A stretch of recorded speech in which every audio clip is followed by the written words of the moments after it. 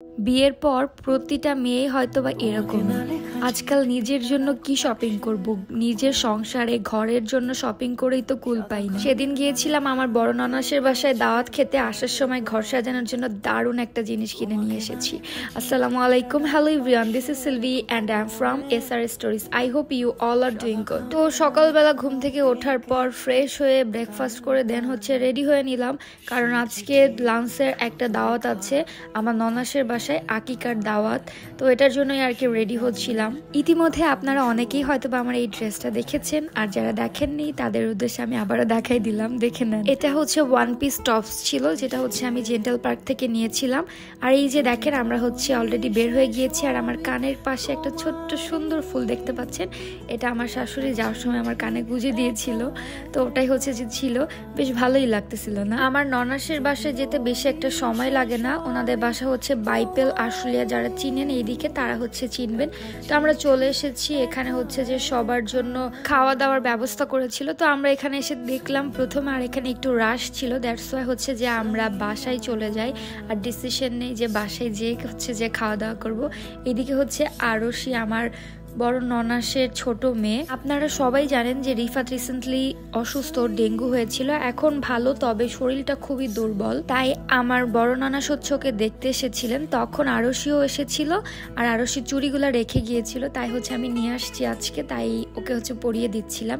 আর আমার ননাস কিন্তু হাঁস, মুরগি, ছাগল সবই পালে। রিসেন্টলি তার একটা ছাগল মারা গিয়েছে। ওই যে রিফাতকে দেখতে আসছিল, তখন তারই ননদের ছেলে মেয়েরা বেশি করে ভুসি খাওয়ায় মানে ছাগলটাকে মেরে ফেলে। অ্যাকচুয়ালি ছাগলটাকে মারার ইন্টেনশন ছিল না, তবে ওই যে বেশি ভুসি খাইয়েছে, ওরা তো বুঝতে পারেনি ছোট, এই জন্য আর কি ওর পেট ফুলে মারা গিয়েছে। দেন আমরা দুপুরে লাঞ্চ করলাম, এবং রাশি আপু মানে বড় ননাসের নাম রাশি আপু। তো উনি দুধ জাল দিয়ে রেখেছিল, আর অনেক মোটা সর পড়েছে, আমি ওইটাও খাচ্ছিলাম। অ্যান্ড দেন খাওয়ার পরে আমরা চলে আসলাম নবীনগর পর্যটনে।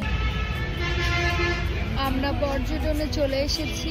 এখন ভিতরে যে দেখবো, ভিতরটা পুরো একদম মেলার মতো। হ্যাঁ, মৃৎ ও কুটির শিল্প বাজার, এখানে আমরা এখন এসেছি। আমি এখানে আগেও এসেছি। আর এখানে ঘর সাজানোর যে কত সুন্দর সুন্দর জিনিস, শুধু ঘর সাজানোর বললেই হয় না, এখানে কিন্তু মেয়েদের আরো সাজার জিনিসও রয়েছে, জুয়েলারি, অনেক ধরনের মাটির জিনিস, অনেক কিছু আছে। আর এসেই তো এই যে লম্বা আয়নাটা, এটা যে আমার কত পছন্দ হয়েছে, এটা আমার আগেও পছন্দ ছিল, নিতে চেয়েছিলাম, বাট কিভাবে নিব, কিভাবে কি করব, এই জন্য আর নেওয়া হয়নি। তারপর সামনে কিন্তু অনেক সুন্দর সুন্দর ঘর সাজানোর জন্য ফুলও ছিল, তো এগুলাও যে নিলাম। আর এইদিকে দেখেন, অনলাইনে কিন্তু অনেক ভাইরাল ঘর সাজানোর শোপিস গুলিও কিন্তু রয়েছে। তো এখান থেকে চয়েস করে অনেক কিছুই নিয়েছি, আপনাদেরকে দেখাবো আমি কি কি কিনেছি। তার আগে দেখাই যে আরো কত কত জিনিস আছে। আমার ননস এখান থেকে একটা বেলুন পিড়ি নিয়েছে, মানে রুটি বানানোর জন্য।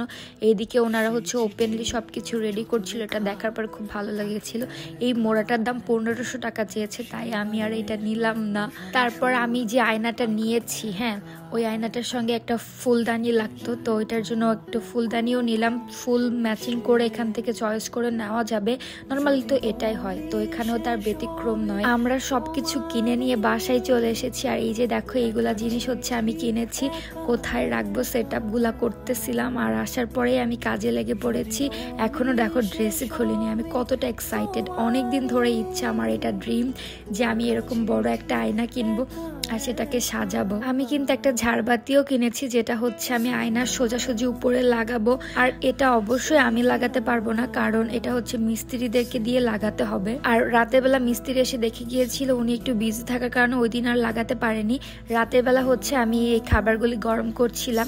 আর এগুলা আমার আম্মু আর আগের দিন পাঠিয়েছিল, আর আজকে যেহেতু আমরা বাসায় ছিলাম না, তাই সবকিছু খাওয়া হয়নি। আমি তখন একটা ক্লিপ নিয়ে রেখেছিলাম, তাই অ্যাড করে দিলাম। এখানে ছিল রুটি, হালুয়া, হাঁসের মাংস, তারপর কেক পুডিং, পুলি পিঠা, তারপর গরুর বট বা ভুড়ি, আমার অনেক পছন্দ। আমি রুটিগুলা ভাজতেছিলাম, আম্মু অর্ধেক ভেজে দিয়েছে, আর যাতে আমি পরবর্তীতে ভেজে ভেজে খেতে পারি।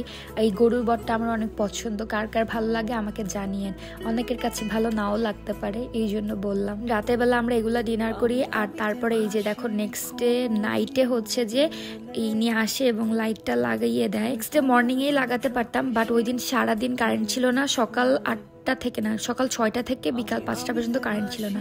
আর here is the final look. কেমন লাগতেছে কমেন্টস করে জানিও। এটা আমার ড্রিম কর্নার, অনেক পছন্দের। আজ এই পর্যন্তই। Thank you so much for watching this video. আল্লাহ হাফেজ।